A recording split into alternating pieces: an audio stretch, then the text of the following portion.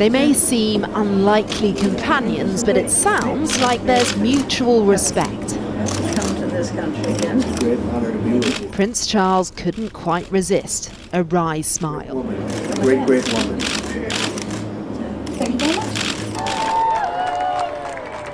The special relationship does look a lot more colourful these days, but in Portsmouth they seem to embrace the change. And the idea President Trump may have been on a bit of a learning curve. I think he's had a good week. I think it's been important to underline the strength of the relationship between the United States and Britain. And we should recognise that we are dealing with an American president that's less familiar with the diplomatic scene, and therefore visits like this for him are actually far more educational than perhaps with President Obama or others.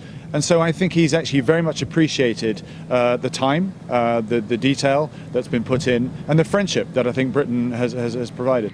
Faith in our sons, faith in each other, and faith in our united crusade. Thy will be done, Almighty God. Amen. His is a voice the government knows it needs to listen to. He touched down in England with a very different tone, a row with London's mayor reignited. But at Buckingham Palace, a dignified display. On behalf of all Americans, I offer a toast to the eternal friendship of our people, the vitality of our nations, and to the long-cherished and truly remarkable reign of Her Majesty, the Queen. A president who seemed humbled. What this showed us was a man who could respond graciously, for example, to the Queen's toast at the great banquet. He was nice to Theresa May at the joint press conference. He even praised her negotiating tactics, which previously he had said were a load of rubbish because she hadn't taken his advice. So he was on his very best behaviour, and I think this was a political, strategic decision as well as a personal one. At Downing Street, it was a more testing climate. Theresa May trying to manage what she couldn't control. Outside, Trump's opponents tried to breathe new life into an inflatable effigy. Alongside them, a certain high-profile protester. And by our demonstration here today, we've shown just how determined we, all of us, are. President Trump had his own choice words for the Labour leader. I think that he is, from where I come from, somewhat of a negative force.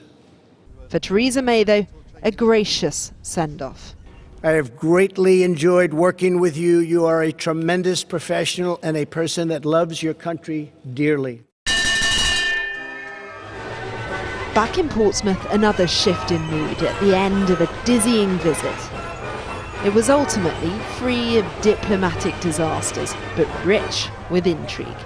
The UK has now experienced the full Trump whirlwind, some explosive tweets, some showmanship, and some political surprises.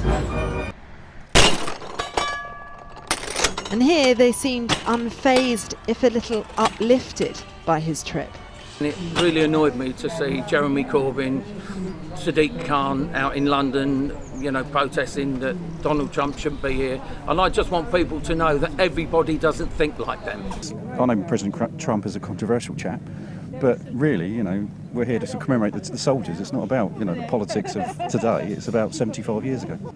Lots of talk about the special relationship this week. Do you think it's in any better or worse state as a result of his trip?